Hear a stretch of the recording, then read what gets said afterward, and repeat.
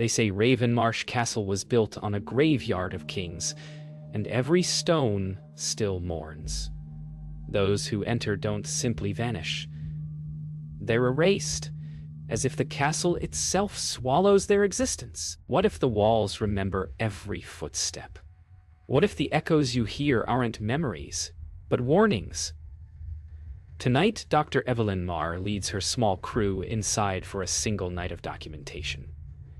Cameras hum, lanterns flicker. The gates close behind them with a metallic sigh, locking out the world and sealing them in something older than death. But as the mist thickens and the first whispers reach the microphones, one question begins to take shape in the dark. Who's watching them from the highest tower? And why does it sound like it's breathing? The castle keeps its secrets buried in layers of silence. Each corridor seems to shift, reshaping itself when unseen eyes glance away. Evelyn documents every sound, taps, whispers, metallic groans, her notes growing frantic as patterns emerge. Caleb's footage reveals impossible distortions, hallways longer on playback, shadows moving against the light. Lydia murmurs about echoes of prayers never answered. Yet, in every angle, the same faint silhouette appears, standing motionless behind them, just out of focus. Midnight strikes. The castle exhales. Somewhere above, the bells toll. Though long rusted, Evelyn reviews footage and freezes. Frames reveal the child's face watching them from the stairwell. Lydia warns they must leave before the second bell. Caleb laughs nervously until a whisper answers his chuckle with another voice. His own, but delayed by seconds. The room turns colder. The walls vibrate with unseen resonance, and through the camera lens, the child's hollow eyes now stare directly into the lens. The group ascends toward the tower where the presence lingers. Each step groans under their weight, echoing like heartbeats. Lydia falters, whispering names not her own. Evelyn forces calm, narrating facts to drown out fear. Caleb's hands shake, camera jittering as whispers drift closer. The child's laughter follows them now, distant yet inside their ears. When they reach the landing, all three stop. The walls are lined with portraits of the same man, Lord Emery Ravencourt, each painting older, sadder, until the final one stares from an empty frame. The night folds inward. Evelyn's voice cracks on the recording as static swallows her words. Lydia collapses near the tower stairs, clutching her chest, whispering that something is remembering us. Caleb turns his camera toward the open window, only to find his reflection standing outside, mimicking every motion. Half second too late. Evelyn drags Lydia upright, demanding they leave. But the stairway they came from now leads into darkness, where no light returns. Somewhere below, a man's voice calls Evelyn's name. Morning never comes to Ravenmarsh. The clocks are frozen at 12:47 a.m. Yet time drags like a wound that won't close. Evelyn listens to the playback of last night's recordings. Beneath her voice, another whispers, "Stay." Caleb swears he filmed an exit door, where now there's only solid wall. Lydia prays in silence, salt tears cutting through the dust on her cheeks. The castle feels denser now, breathing heavier, the air thick with wet stone and decay. Even their lights seem dimmer, as though the darkness has learned how to feed. Lydia claims she can hear the castle dreaming. Every beam groans in rhythm, like a living thing murmuring in its sleep. Evelyn tries to map their path on paper, but the halls twist differently each time. Caleb's camera begins recording by itself. Its battery never drains. He points it at the ceiling, catching faint silhouettes pacing above. They follow the sound to the banquet hall, where the long table has been reset with fresh candles and steaming plates of food decades old. The smell is sweet, then rotten, then sweet again. At the heart of the castle lies the old library. Hundreds of books bound in human skin, rumors claim. Evelyn searches for records of the Ravencourt bloodline. Lydia listens, head tilted, as pages whisper, though untouched. Caleb's light flickers, revealing an open diary on the table. Inside, written in fresh ink, are today's date, and their names. Evelyn trembles as she reads the next line aloud. "I've come again to feed the walls." Her voice fades as another pen begins writing beside her hand. A child's laughter breaks the silence. Lydia follows it down a corridor lined with broken portraits. Evelyn pleads for her to stop, but the medium's eyes are glazed, her steps entranced. Caleb trails behind, capturing everything through shaking hands. The laughter leads them to a small nursery untouched by time. Toys arranged neatly, the air heavy with dust and perfume. In the rocking chair sits the child, ashen face, blank eyes, turning slowly as though expecting them. She raises one finger to her lips. Silence swallows the entire castle. The child whispers one word. "Return!" The lights burst out, plunging the group into complete darkness. Evelyn's recorder keeps rolling, picking up multiple voices. Male, female, pleading. Lydia collapses, convulsing, repeating the word again and again. Caleb drags her toward the door, but the hallway has vanished. Instead stands a vast black archway pulsing with faint crimson light. Through it echoes a heartbeat, not theirs, not human. As the glow deepens, Evelyn stares into it and murmurs, "It's the castle's heart." Something shifts in the rhythm of Ravenmarsh Castle. The air grows thick with pressure, as though submerged beneath an invisible sea. Evelyn insists they find the source of the heartbeat before it finds them. Caleb's camera no longer shows what his eyes see. Rooms stretch, faces blur, time collapses. Lydia trembles in silence, whispering that they've crossed the inner line. They descend the northern stairwell where no drafts stir, only warmth, breathing warmth. Behind the stone, they hear scraping. The heartbeat slows, as if waiting. The stairwell opens into a circular vault. Pillars lean inward like broken ribs, surrounding a pit, exhaling pale mist. Symbols pulse faintly on the floor, ancient, unrecorded. Lydia mutters translations in fragments. Bind. Remember. Obey. Evelyn documents everything with trembling hands while Caleb scans the chamber. His lens catches faint forms shifting in the vapor. Dozens of faces overlapping, eyes closed. They are the ones who didn't make it past midnight. The mist rises higher, whispering names none of them remember having. The mist forms voices. They speak in unison, reciting the castle's name as if it were alive. Lydia clutches her head, screaming for it to stop, blood trickling from her nose. Evelyn rushes to her side, demanding the truth. What binds the castle? Lydia gasps one phrase. He kept their souls to build it. Caleb's light flares. His camera dies. A hand, cold, human-sized but wrong, rises from the pit, grasping the edge.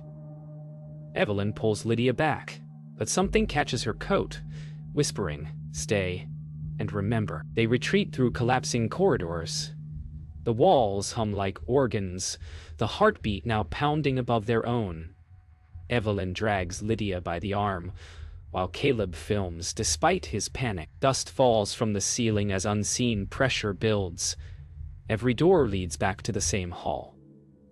The portraits, this time the eyes of Lord Ravencourt's painted faces, follow them. Evelyn confronts the nearest painting, shouting, "What did you do?" The oil shimmers. The mouth of the portrait moves. "I saved them from forget." The castle begins to shift violently. Floors buckle, beams shriek, walls pulse with red light. Caleb drops the camera, clutching his chest. It feels like the heartbeat is inside him now. Evelyn screams for Lydia, but the medium is gone. Her voice echoes from the floor below, chanting the ancient words they heard before. Evelyn races toward the stairs as shadows gather along the railing. At the bottom, she sees Lydia kneeling before the pit again, whispering to the air, "It just wants to remember." Then the mist reaches for her. The pit is silent now, but the silence has shape. Evelyn drags Caleb into a smaller chamber, lit by flickering blue fire, her breath sharp and uneven. Lydia's chanting echoes through the walls, multiplied by unseen mouths. Caleb's voice is gone, replaced by hoarse gasps, as if the air itself resists him. Evelyn replays fragments of their recordings, each one now whispering phrases she never spoke. The castle is rewriting her voice, twisting every truth into confession. "It's not a haunting," she whispers. "It's possession by memory." The blue flames gutter and reveal carvings across the wall. Hundreds of names, etched deep by fingernails. Lydia's name glows faintly among them. Evelyn turns on her recorder, demanding answers from the specter of Lord Ravencourt. His voice fills the chamber, deep and calm. "They wished to be remembered. I gave them permanence." The flames brighten as faces push through the wall itself, whispering, pleading. Evelyn realizes the truth. Every spirit bound here is sustained by fear. To destroy the curse, they must be forgotten entirely. Lydia appears at last, drifting from the shadows like smoke given shape. Her eyes are milky, her voice no longer hers. She speaks the castle's words, telling Evelyn to let go of her name, her story, her life. Caleb tries to intervene but collapses, coughing up dust. Evelyn approaches Lydia slowly, whispering back, "You're still in there." For a moment, the child's laughter echoes again, and Lydia blinks, human once more. Then the stone floor cracks beneath them, and the air fills with the sound of thousands weeping. The castle roars, a deep, guttural sound like the ocean collapsing. Lydia screams as invisible hands pull her toward the pit below. Evelyn lunges forward, grabbing her wrist. For a heartbeat, both hover between light and dark, surrounded by swirling specters. Caleb staggers upright, raising his camera one final time. The lens shatters as light bursts through, scattering the apparitions. In the glare, Evelyn sees Ravencourt's true form. Not a man, but a hollow shell, made of every memory ever stolen. He reaches toward her and pleads, "Forget me." The light fades, leaving only ash. The heartbeat stops.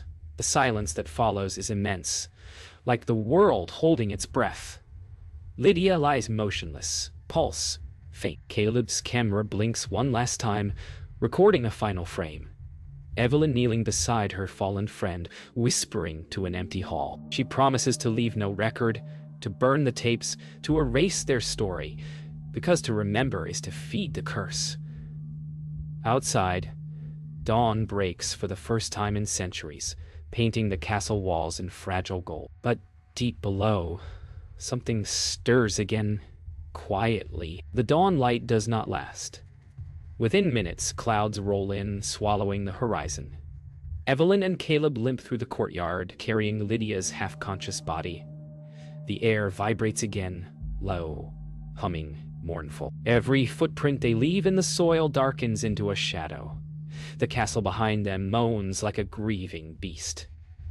Evelyn turns once, and for a fleeting second, the towers seem to bend toward her, as if begging not to be forgotten. She whispers, "You can't hold me anymore." But something answers from inside. "You already belong." Inside the van, the electronics flicker alive, though no power source remains. The onboard screen plays footage they never filmed. Evelyn entering the castle again and again, each loop ending with her screaming into the camp. Caleb hurls the monitor to the floor, but it keeps glowing. Lydia stirs, whispering the words carved on the wall. Bind, remember, obey. Evelyn realizes the curse cannot die while proof of it exists. They must destroy every trace, every recording, every recollection. But the castle's echo is already in their minds. They drive. The road winds endlessly through fog, the same landscape repeating. A loop of wet gravel and gray hills. Fuel never runs out, yet the distance never changes. Caleb mutters that they've been driving for hours, The dashboard clock remains frozen at 12:47 a.m. Lydia awakens fully, her voice calm now, saying, "We never left." Evelyn slams the brakes. Ahead, through the haze, stands the castle gate. Identical, unchanged. The Vaughn's engine stalls. The fog thickens, and faintly, the heartbeat starts again beneath the wheels. Desperation takes hold. Evelyn douses the camera and hard drives in kerosene from the Vaughn's trunk. Caleb protests, his last tie to proof, but she lights the match. The flames consume the devices instantly, sending sparks spiraling into the fog. For a moment, the world brightens. Then the fire dies without smoke. Their memories remain untouched. Lydia begins to laugh softly, voice distant and wrong. She turns her face to Evelyn and says, "You can't burn what's inside." Her eyes reflect the castle's towers, even though they face away from it. As night returns, the fog folds inward like a curtain. Lydia vanishes mid-sentence, her laughter echoing from every direction. Caleb screams her name and runs into the mist, never re-emerging. Evelyn stands alone beside the dead van, the castle's reflection shimmering in the puddles at her feet. She raises her recorder one final time, whispering, "Forget us!" Then she crushes it beneath her boot. In the distance, the castle groans and the towers begin to sink slowly into the moor, swallowed by the earth. But somewhere beneath the soil, a single whisper endures, "Remember, night has fallen again." Yet, the sky refuses stars. Evelyn wanders the moor alone, her voice hoarse, mind unraveling between memory and dream. She clutches Lydia's cracked pendant, warm against her palm, though the air bites with cold. The wind carries faint whispers, words stitched with her own name. When she looks back, Ravenmarsh stands whole once more, towers restored, windows glowing like open eyes. The castle has rebuilt itself, piece by piece, feeding on her memory of what was destroyed. Evelyn whispers, "It doesn't need walls, it needs believers." Drawn by unseen pull, Evelyn re-enters the gates. The air inside feels almost welcoming now. Warm, scented faintly with candle wax and roses. Every corridor is restored, portraits clean, candelabras lit, floors shining like polished glass. She calls out for Lydia, for Caleb. Their voices answer soft and patient, echoing from every direction. "Stay," they whisper. "It's peaceful here." She follows the sound to the dining hall, where a grand feast waits, 3 empty seats and one already occupied by Lord Ravencourt. He smiles faintly. "You've come to finish the story." Ravencourt speaks softly, every word resonating through the hall like a hymn. The castle is not cursed. It remembers because no one else will. Evelyn listens, her heart pounding as he explains. Every soul who dies within its walls becomes a part of its foundation, ensuring the world never forgets their suffering. "I was its first offering," he says, "but never its last." He gestures toward her seat. The air around her grows heavy. She senses Lydia and Caleb nearby, watching, waiting. She understands. The only way to end it is to take his place. Evelyn lowers herself into the chair. Instantly, the hall breathes. Every candle flares, portraits blink awake, and the great clock above the fireplace begins to tick for the first time in centuries. Ravencourt stands, places his hand over hers, and whispers, "Now it remembers you." She feels the warmth drain from her fingertips, her heartbeat fading into the rhythm of the ticking clock. Across the table, Lydia and Caleb vanish, released at last. Ravencourt bows his head. The castle keeps what it loves. Evelyn smiles weakly as darkness folds over her vision. Outside, dawn finally arrives. True dawn, golden quiet. The moor is still, the fog gone. Ravenmarsh stands silent once more, its towers reflecting the sunrise. Inside the hall, a new portrait now hangs above the mantel. Evelyn Marr rendered in oil, her auburn hair caught in ghostly motion, her expression peaceful. Ravencourt's chair is empty, his reflection nowhere to be found. The camera, Caleb's last, lies cracked beneath the window, its final recording flickering for a moment before dying. The castle has a new guardian now, and she smiles eternally. Years pass, and the world forgets Ravenmarsh Castle again. The moor swallows its paths, the maps erase its name, but stories persist, of a woman's voice echoing from fog, guiding lost travelers away before dusk. A new restoration crew arrives, drawn by rumor and funded by fascination. Among them is a young historian who carries a book written by Dr. Evelyn Marr, published posthumously. Its final line reads, "If the walls breathe, leave before they remember you." Yet he smiles, believing it's only metaphor. The gates open easily this time. The crew moves through the hallways, marveling at the architecture untouched by time or decay. Nor remarks that it's as though the castle rebuilt itself. Thomas opens his notebook, tracing familiar etchings, symbols he in Evelyn's writings. Bind, remember, obey. He whispers them absently. Unaware, the air thickens with each word. Candles flare without touch. The portrait's eyes shift, and faintly beneath the hum of equipment, a heartbeat begins again. The others don't notice, but Thomas looks up uneasy. Somewhere something has recognized his voice. Night falls faster than it should. The crew sets camp inside the grand hall, lights buzzing. Thomas listens to his audio recorder. Static, then a woman's voice. Not again. He looks up sharply. Everyone else is asleep. He walks alone through the corridors, guided by faint candlelight. The castle is alive again, walls breathing, portraits sighing. At the end of the hall, he finds a new painting. Evelyn, seated at the dining table, eyes glowing faintly gold. Beneath the frame, an inscription freshly carved. The Keeper of Memory. Evelyn's voice speaks now, clear, kind, and firm. "You shouldn't have come." Thomas stumbles back, whispering her name. The walls respond in her voice, repeating it endlessly. The portraits' mouths move in unison. "I remember for you," they say, "but you made me remember again." His flashlight flickers. Behind him, a faint figure steps from the wall. It's Evelyn herself, dressed in black, eyes gold like molten glass. She reaches toward him, pleading, "Forget me. Forget us all," but Thomas cannot look away, and the castle begins to breathe faster. Morning comes. The restoration crew is gone. Only Thomas's recorder remains, resting on the steps of the great hall. It plays by itself, Evelyn's voice soft and eternal. Another soul remembered, another stone set.